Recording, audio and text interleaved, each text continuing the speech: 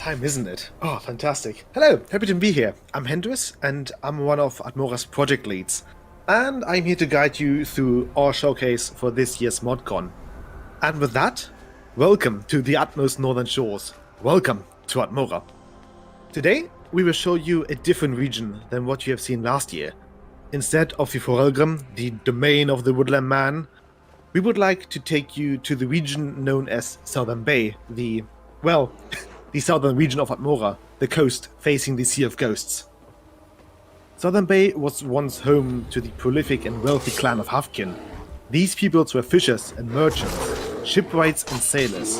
On all of Atmora, they were the ones that could craft ships that even the Theodolic Empire could not hope to rival. By using the wood from the fabled Atamura and the less corrupted Forelgrim to the east, Clan Hopkin established themselves as a dominating force throughout the Southern Bay. And today, we will show you one of their settlements. Well, not entirely. We shall show you what's beneath. Alas, civilizations rise and fall. Due to grueling wars between the political factions of Atmora, the Southern Bay, or Sudvik in the Atmoran tongue, was left scarred, plundered, and ravaged.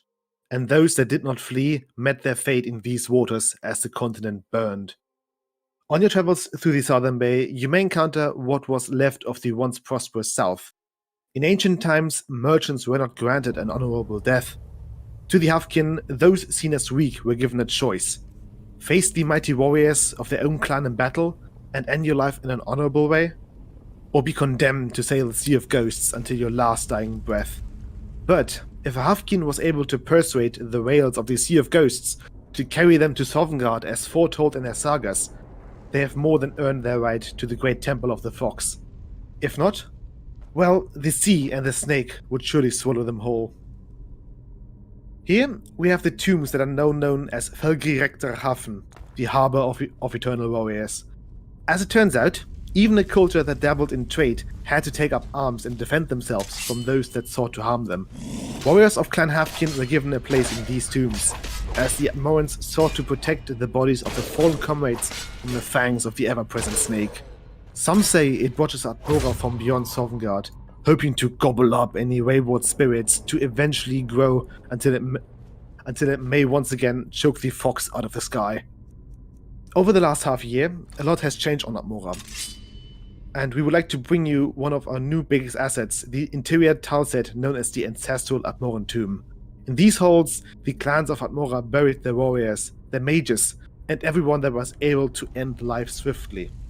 However, after the fall of Atmora, the fallen did not stay for long, and a terrible curse was brought onto the Atmorans. A curse which left them standing, walking, and fighting past death. I won't go into detail as to whom the Atmorans have to thank for this life past death, but I can assure you, this life is not a comfortable one. The undead Atmorans still roam these halls with an insatiable drive to prove themselves in battle once more and to join their forefathers in the Hall of Valor. Incidentally, we have finished modeling and implementing these Atmoran warriors, as you can see. These tombs are as grand as Atmoran ambition, and thanks to the everlasting frost, a lot has endured. Although you might be able to spot a couple reminders of the frost outside, any explorer can safely wear their favorite set of clothing and armor while inside these ruins or any other caves they might find. The chill of Atmora won't reach you inside these forsaken tombs. On the outside, however, any person that is not wearing their expedition clothing will soon join the ice. As you may be able to see, all undead Atmorans are currently wearing the ancient Nordic armor. Don't be alarmed, this is just a placeholder for the lavish bronze armor that is currently being developed. You may, however, notice their blades, their shields, and their bronze weapons, which have already found their way into the game. Atmora will be a harsh and unforgiving place. On Atmora, stripping naked is a death sentence, and only a fool would try to swim to the shore. The nights are especially cold, and you will need to seek shelter if you wish to survive the night. The halls of Felgirekterhafen were not only tended to by the Hopkin and the Whale Cult, no. After the fall of Atmora, the land was left frozen, but the hearts of its inhabitants were still beating with magic that no living being has seen for 4 ages.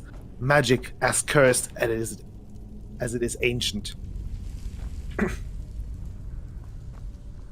Those of Hopkin blood pledged their life and their fortune to the great whale, whom we nowadays know as Stun, the god of trade, mercy, and ransom.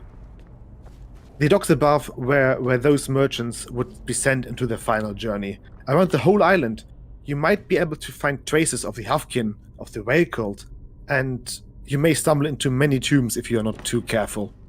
The frost has shown what lies beneath Atmora and what's haunting it.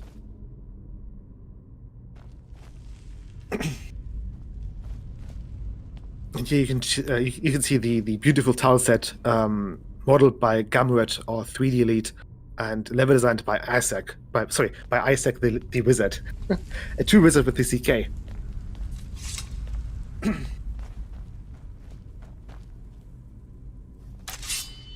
And now, meet the Subglacial Giants. Once, giants and Atmorans were almost indistinguishable from one another, but now they cannot hope to be more different. The giants, unbound to the fate of men and mer, adapted to the frost and its magic, and as such, they were able to resist the curse of frost brought onto them by a fiend best left unnamed. Yet their hearts were consumed by something entirely else, by something else, the frostfall itself, the cataclysm that transformed this once hospitable land into what it is today. Make no mistake, these giants are even less fond of you than those on Tamriel. No, these giants are worse. Subglacial giants have been driven mad by an eternal hunger brought onto them by the frostfall, which kept them alive when they should have long starved to death. During your travels, you will witness these subglacial giants dig up corpses frozen solid in a desperate attempt to eat them to sate their own hunger. As such, some have started to leave the glaciers to the north and come south, where you will need to make sure that you won't become their next meal. Atmora has reached many milestones since you last saw the frozen north. We have new assets like the ancestral tombs, the subglacial giants, and the undead Atmorans, among many more. Recently, we were able to model more intimidating creatures, which you might have already seen on our social media, like the terrifying Bonebeak, or big war boars that have developed a fur thick enough to endure the cold, and the white ice reaper crabs and Atmoran spiders that have adapted to the frost. 2 regions, Northern Mountains and the dreaded Forelgrim, have their writing completed, with a third one well on its way. If you wish to help us finish the frozen wastes of this ancient civilization, don't hesitate to apply. We are especially looking for concept artists, 3D artists, level designers, and implementers. There's certainly a joke to be made here, with Atmora being the coolest project of them all. And with that, I think we have reached the end of the line, haven't we? Well, I hope you have all enjoyed our look beyond the icy seas. Thank you all for coming to a little showcase, and I hope that you will continue to enjoy ModCon. Stay frosty!